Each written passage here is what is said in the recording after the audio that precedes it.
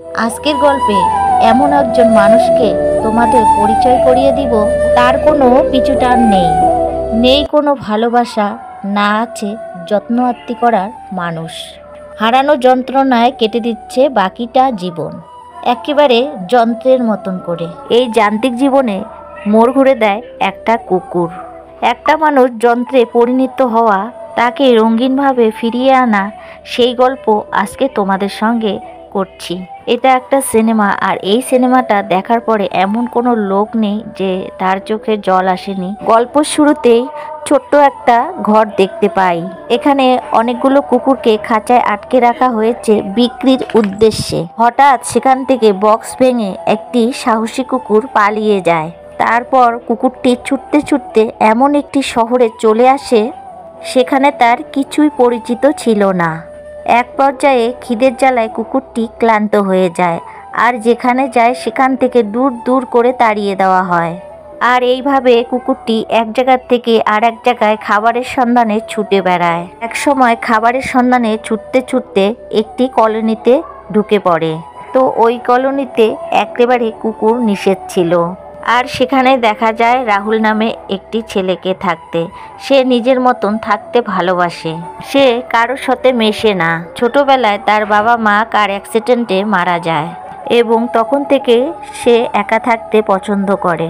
তাই তার বন্ধুবান্ধব বলতে কিছুই নেই এবং কলোনির কারোর সঙ্গে কথা পর্যন্ত বলে না। তার প্রতিদিনের জীবনে শুধু সিগারেট খাওয়া, ফ্যাটকারি যাওয়া, বিয়ার খাওয়া, এইসবই চলে। ফ্যাটকারির মধ্যে কারোর সঙ্গে কথা বলে না, শুধু নিজের মতো করে কাজ করে, এমনকি কোনোদিন ছুটি পর্যন্ত নেয় না। সেই কারণে ফ্যাটকারির বস তাকে ভালো পদ দিয়েছে। সেই কারণে ফ্যাটকারির অনেক লোকই তাকে পছন্দ করে না। তার জন্যে বাকি স্টাফ হিংসে করে তার সঙ্গে কথা বলে না। কিন্তু রাহুলের এগুলো কোনো কিছু যায় আসে না। আর এদিকে রাহুলদের কলোনিতে কুকুরটি এসে একটি ডাস্টবিনের পাশে বসে আছে। রাহুলের প্রতিদিনের খাবার খেয়ে যা অবশিষ্ট বাঁচে সেটা ডাস্টবিনে ফেলে দেয়, আর সেই খাবারটা কুকুরটা খেয়ে নেয়। আর এইভাবে অজান্তে কুকুরটাকে প্রতিদিন রাহুল খাওয়াতে থাকে। আর প্রতিদিন নিয়মিত খাবার খেতে খেতে রাহুলকে কুকুরটি অনেক পছন্দ করা শুরু করে দিয়েছে।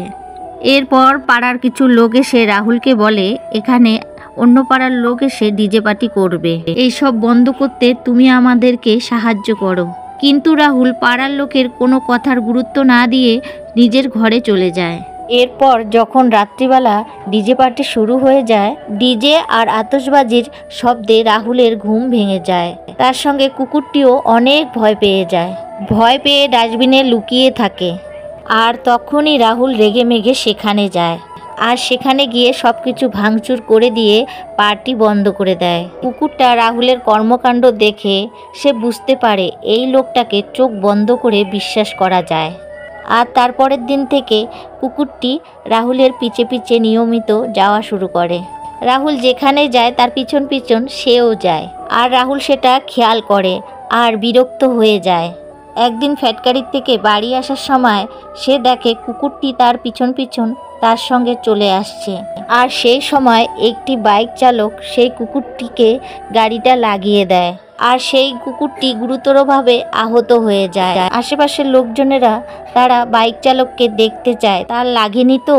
কিন্তু কুকুরটি যন্ত্রণায় রাস্তার ধারে ছটপট করছে, সেটা কেউ দেখছে না। রাহুলও সেটা দেখে, কিন্তু কিছু না করে নিজের ঘরে চলে যায়।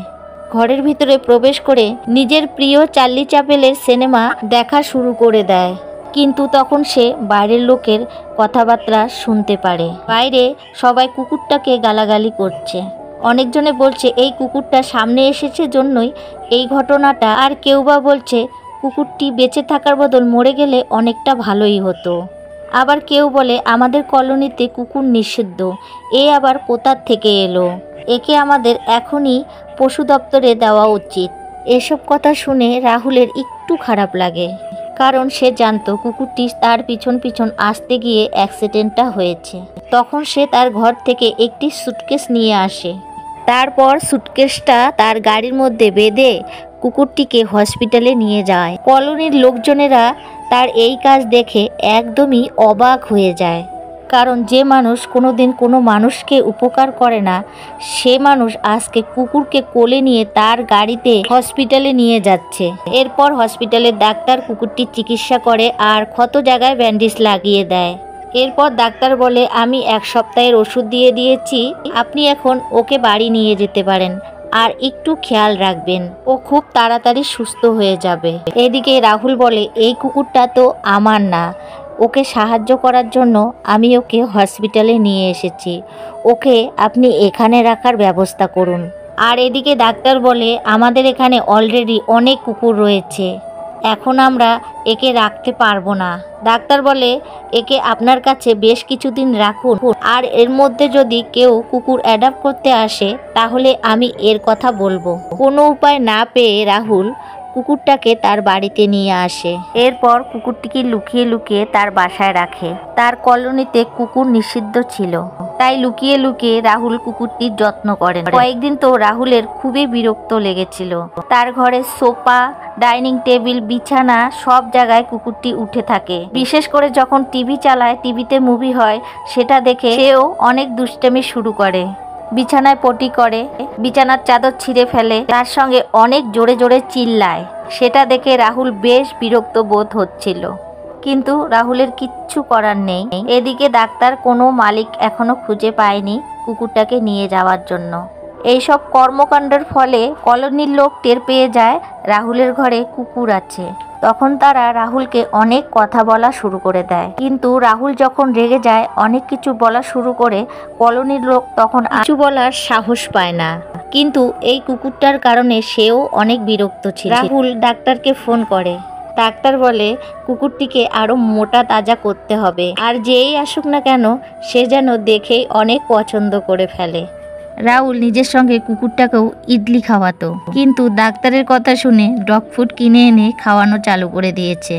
আর কয়েকদিনের মধ্যে কুকুরটি একদম মোটা তাজা, অনেকটা সুন্দর হয়ে যায় দেখতে। তো বন্ধুরা, ভিডিওটা বড় হয়ে যাবে জন্য আমি এটার পার্ট 1, পার্ট 2, পার্ট 3 করে নিয়ে আসব। আর তোমরা দেখতে পারবে একটা কুকুর আর একটা মানুষের মধ্যে কতটা ভালোবাসা। তো ভিডিওটা যদি তোমাদের ভালো লাগে, প্লিজ লাইক, কমেন্ট, সাবস্ক্রাইব করে দিবে। আর সবাই ভালো থাকবে, সুস্থ থাকবে। আবার দেখা হবে নতুন কোনো গল্পের মধ্যে।